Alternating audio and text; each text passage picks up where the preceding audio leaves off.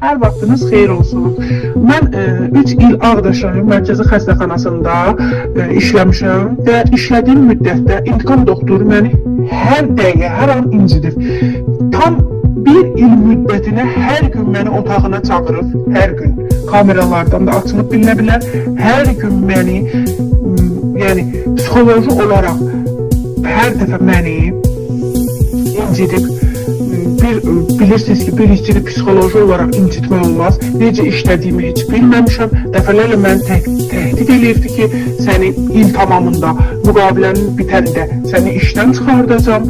Belə elə anam yanına gedib, anama deyib ki, mən sənin qızını işdən çıxardacam. Səbəbi də sən mənə 10.000 manat ver, müqaviləni yeniləyim. Mən daimi işçiydim, müqavilə ilə işləyirdim. Hər il yenilənən müqavilə ilə işləyirdim. Mən intikam doktorun özünə yaxınlaşanda ki, bəs mənim 10.000 manatım yoxdur, o mənə başqa şeylərdən ödəyə bilərsən deyə təkliflər irəli sürdü. Mən ona narazılığımı bildirdim. Mən atasız qız idim və yetim bir övlada baxırdım. Mənim yaşlı anam var, yataq xəstəsidir. Mən yaşlı anama baxırdım. Anamı ora kolyeska ilə aparmışdıq, intikam doktor qəbuluna ki, bəs mənə dəyməsin, məni işdən çıxartmasın. Mənim adıma sanıma yaraşmayacaq bir şeylər təklif elədi mənə.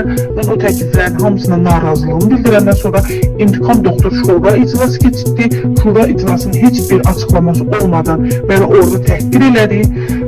Başıma cürbəcür oyunlar açdı. Hər dəqiqə məni təhqir eləyib, 5 dəqiqə işə gecikməyim üstündə mənə aklar yazırdı. Cürbəcür şeylərlə məni şantaj eləməyə başladı. Dəfələrlə ona yalvardım ki, mənim işimə dəymə, mənim bir balam var, yetim uşağa baxıram, yetim qadına baxıram, yoldaşı yoxdur, bizim heç bir yerdən gəlir yerimiz yoxdur.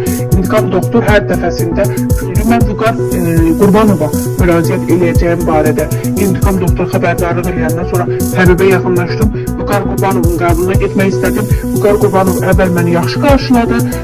Səhərsi gün bir də dəvət elədi. Səhərsi gün gedəndə Vüqar Qurbanov tamamilə 360 dərəcə dəyişmişdi və mən səbəbini bildim ki, bu intikam doktordan qohumdur. Hətta onun bir qohumu var idi, Rəşad Reisov və mənə eşq elan edirdi. Mən onun təklifini rədd eləyəndən sonra intikam doktor onunla birləşdi. İntikam doktor zaten orada binadan hoppanır, mən 2 il orada işləmişəm. Binadan hoppanıb gedənlərin, sestraların hamısına yol açırdı ki, getsinlər, işlərini görsünlər, eynəsinlər. Mən ona dəfələrlə yalvarsam da, müraciət eləsəm də, o mənə başqa şeylər təklif elədi, başqa şeylərdən yola gələ bilərsən dediyi.